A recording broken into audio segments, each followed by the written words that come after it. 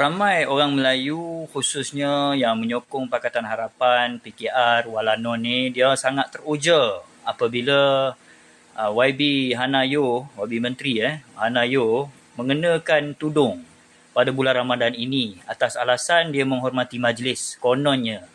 Padahal kita tahu ini saja taktik lah, modus operandi dia ni macam zaman PAP dulu DAP dulu daripada PAP Apabila Lee Kuan Yew pakai songkok masuk dekat kampung, tunjuk dekat orang dia boleh pakai songkok, dia paling Melayu lah, terpaling Melayu.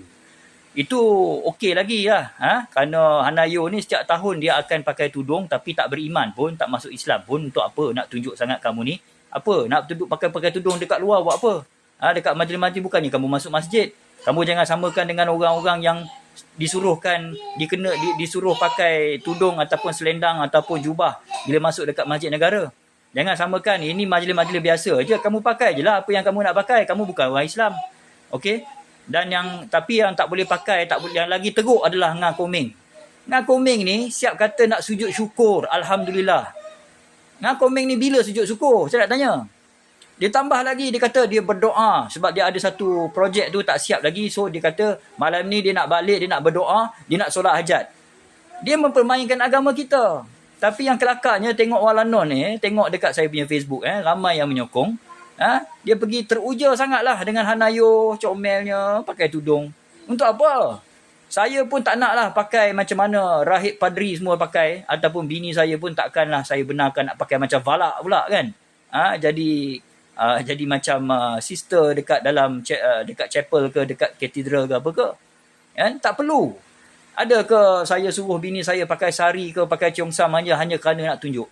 Lepas tu dia orang balas balik dekat saya, dia kata habis tu Bala Subramaniam mimpi Nabi tu. Saya pun tak setuju. Dia pun mempermainkan agama saya. Saya tak kisah. Bala Subramaniam pun menipu dalam dia kata bermimpi dengan Nabi 6 kali apa semua. Berapa puluh kali tak, kita pun tak ingat lah berapa kali dia cakap dia jumpa mimpi Nabi. Tapi saya memang fair. Orang jangan teruja sangatlah. Dan saya nak bagi amaran kepada mereka yang bukan beragama Islam, ahli-ahli politik ini, tolong jangan mempersendakan agama aku. Aku tak pernah pun nak cakap pasal Trinity ke, nak cakap pasal Jesus ke, nak cakap pasal agama korang ke, macam mana korang solat ke, tunggang tembalik ke, doa macam mana ke. Tak payah nak sentuh pasal solat hajat. Ngah Komeng dah buat 3A sebenarnya. Tapi yang sokong ni semua lembu-lembu ni. Keturunan buang. Keturunan buang ni yang menyokong Parti Komunis Malaya, Parti Jepun apa semua dulu. MPSJ apa semua. Ini semua keturunan mereka lah mungkin.